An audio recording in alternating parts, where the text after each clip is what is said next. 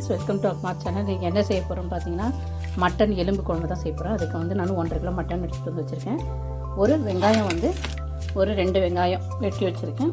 தக்காளியும் ஒரு 3 தக்காளி, சின்ன சைஸ் தக்காளி வெட்டி வச்சுருக்கேன். இப்போ வந்து இதுக்கு நம்ம குக்கரில் எண்ணெய் ஊற்றிடுறேன். எண்ணெய் நல்லா சூடாகிட்டு வரட்டும். எண்ணெய் சூடாகிடுச்சு. இப்போ இதில் வந்து நம்ம ஒரு 4 லவங்கம், 2 பட்டை, கொஞ்சமாக சோம்பு சேர்த்துடலாம். சோம்பு நல்லா பொரியுது பாருங்கள். இப்போ வந்து நம்ம வெட்டி வச்சுருக்க 2 வெங்காயத்தை சேர்க்கலாம்.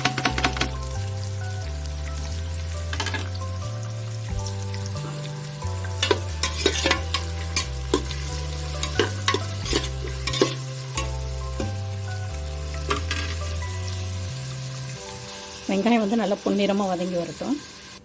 இந்த எலும்பு ரசத்துக்கு வந்து நம்ம தேவையான அளவு மசாலா அரைச்சிக்கலாம். 2 ஸ்பூன் மிளகு சேர்த்துருக்கேன், 1 ஸ்பூன் ஜீரகம். இப்போ இதை வந்து மிக்சியில் லேசாக பொடிச்சிட்டு வந்துடலாம். பாருங்கள், நம்ம மிளகு ஜீரகம் பொடிச்சிட்டு வந்தாச்சு. இப்போ அது கூட வந்து நம்ம என்னென்ன சேர்க்க போகிறோம்னு பார்த்தீங்கன்னா, கொத்தமல்லி தழை கொஞ்சம், தக்காளி ஒரு 3 தக்காளி, சின்ன தக்காளி 3 எடுத்து வச்சுருக்கேன், பூண்டு, பச்சை மிளகா ஒரு 4, கருவேப்பிலை கொஞ்சம். இப்போ இது எல்லாத்தையும் ஒன்றா சேர்த்து அரைச்சிக்குவோம். வலிக்குது, முதுகு வலிக்குது. வெயிட் பண்ணு. பாருங்கள், வெங்காயம் நல்லா வதங்கிடுச்சு. இப்போ தக்காளி சேர்த்துறேன் நான்.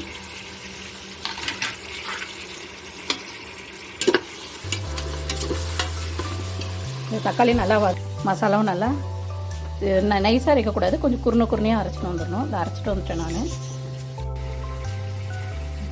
இந்த தக்காளி கூட ஒரு பிடி கருவேப்பிலை சேர்த்துடலாம்.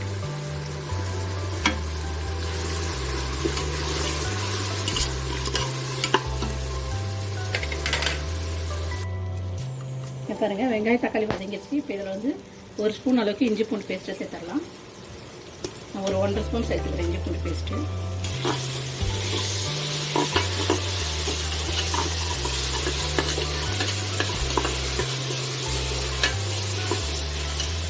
இது கூடவே ஒரு 1/2 ஸ்பூன் அளவுக்கு மஞ்சத்தூள்,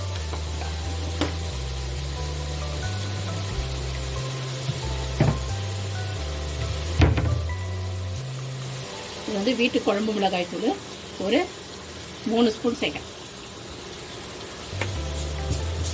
இது கூடவே ஒரு மட்டன் மசாலா, ஆச்சி மட்டன் மசாலாவும் சேர்த்துக்கலாம்.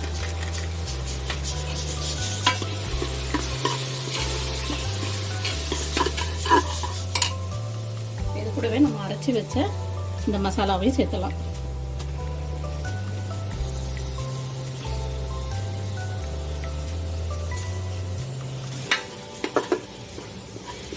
படி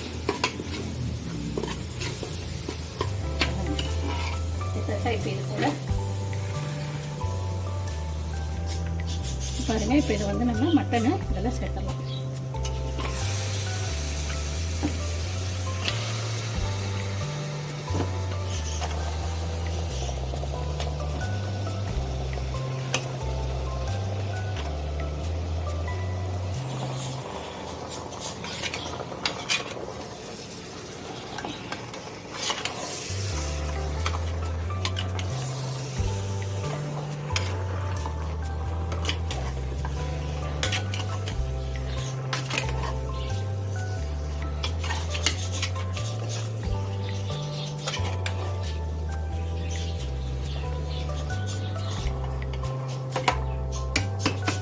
இதில் வந்து நம்ம தேவையான அளவு தண்ணி சேர்த்துக்கலாம். பாருங்கள், கூட்டியாச்சு. இப்போ வந்து இதுக்கு தேவையான அளவு நான் சால்ட்டு சேர்த்துக்கிறேன். உப்பு காரம் வந்து உங்கள் விருப்பத்துக்கு ஏற்ற மாதிரி சேர்த்துக்குங்க. இது வந்து தண்ணி மாதிரி தான் இருக்கும். நல்லா ஃபீவர் அடிச்சிச்சுன்னா, இந்த மாதிரி சளி பிடிச்சிச்சின்னா இது மாதிரி வச்சு காரசாரமாக கூட சாப்பிடும்போது ரொம்ப டேஸ்ட்டாக இருக்கும். இது உப்பு பார்த்துக்கலாம்.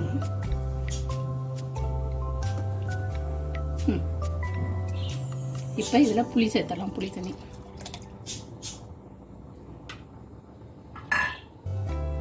இப்போ இதுக்கு தேவையான அளவு கொத்தமல்லி தழை.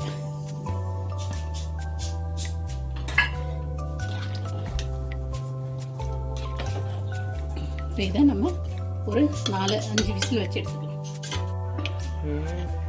பாருங்க, எலும்பு ரசம் ரெடி ஆயிடுச்சு. இது தண்ணி மாதிரி தான் இருக்கும், ஆனால் நல்லா டேஸ்ட்டாக இருக்கும். தோசைக்கு இட்லி கூட நல்லாயிருக்கும். கண்டிப்பாக நீங்களும் ட்ரை பண்ணி பாருங்கள். கண்டிப்பாக பிடிக்கும். பிடிச்சிருந்தா லைக் பண்ணுங்கள், ஷேர் பண்ணுங்கள், கமெண்ட் பண்ணுங்கள், சப்ஸ்கிரைப் பண்ணுங்கள். பக்கத்தில் உள்ள பெல் பட்டனை அழுத்த மறந்துடாதீங்க. Thank you so much.